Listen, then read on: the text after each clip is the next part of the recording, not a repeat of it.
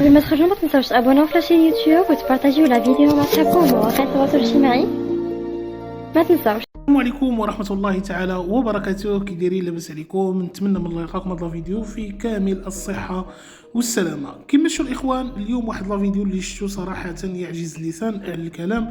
ملي كنلقاو مثل بعض القنوات، بعض الزبلحه المتابعين، شي قنوات مصريين خارجين يومين هذه وما كيتكلموا.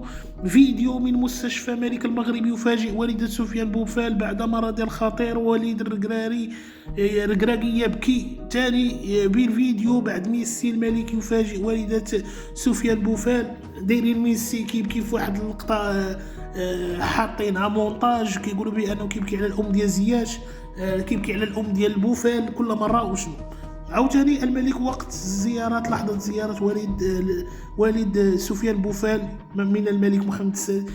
بات بوفال مات 70 عام هذه وبنادم باقي كيجبدو كيقول يعني كنشوفوا شي منابر ديال الزبلحه المتابعين، يعني كنحشموا حنا بلاص هاد المكارم، وكتلقاو هادشي كله ماشي كاين شي مغربي اللي داير هاد الفضيحه اللي دايرين هما.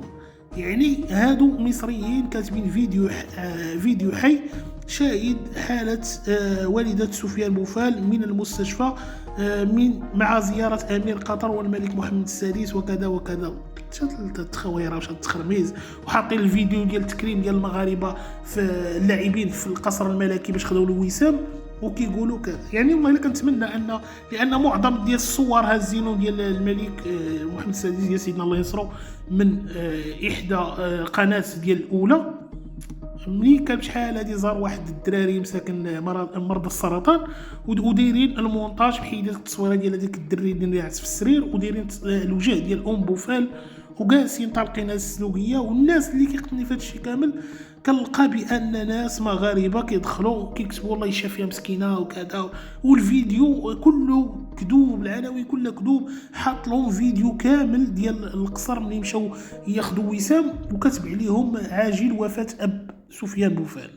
هنا الاخوان كنتمناو التوفيق لسفيان بوفال، وكنتمناو الشفاء العاجل للام ديال سفيان بوفال، وكنتمناو السينيال لهاد القنوات الصرف الصحي.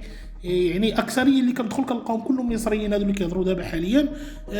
البارح كانوا داروا فيديو بان سفيان بوفال راه الام ديالو توفات. اليوم الصباح دايرين الصور ديال سيدنا الله ينصرو بانه راه مشى لقطع عند الام ديال بوفال. شويه حاطين هاد الاشياء هادي خبر وفاه الاخ ديال سفيان بوفال بجلطه بسبب وفاه الام ديالو. كل مره وشنو حاطين هاد الناس، لا حول ولا قوه الا بالله. المهم الاخوان تلقاو بحال الفيديوهات سينيالي وريكلاميو لليوتيوب باش ينقصوا هاد الوساخه هذه. وكنتمنى كذلك حتى قناه الاولى انها تاخذ بعين الاعتبار. راه كيطلع لك بان القنوات اللي هازين للمحتوى ديالكم ضربوا مثل هاد الوساخه هادو اللي كيلوحوا فيديوهات ديالنا حنا كمغاربه وكيجيو هما مصريين وكدايرين حيحه في يوتيوب. موضوعهم هو موضوع سفيان بوفال والام ديالو، وكذلك الام ديال داري، ويعني الناس اللي مشاو للقصر الملكي، لان الفيديوهات لقاهم طلعوا ضربوا الملايين ديال المشاهده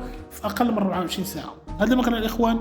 نتمنوا التوفيق للام سفيان بوفال، كنتمنوا لها الشفاء العاجل، وكذلك كنتمنوا التوفيق سفيان بوفال والعائله ديالو.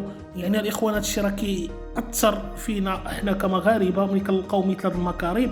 يعني الفيديو اللي تكلمت فيه بحرقه على هاد الوساخه اللي ولينا كنشوفوا كل نهار، كيطلع واحد كيتكلم بهاد الجرأه وما كاينش اللي يوقفوا. تحياتي لكم، نتلاقاو ان شاء الله فيديو جديد.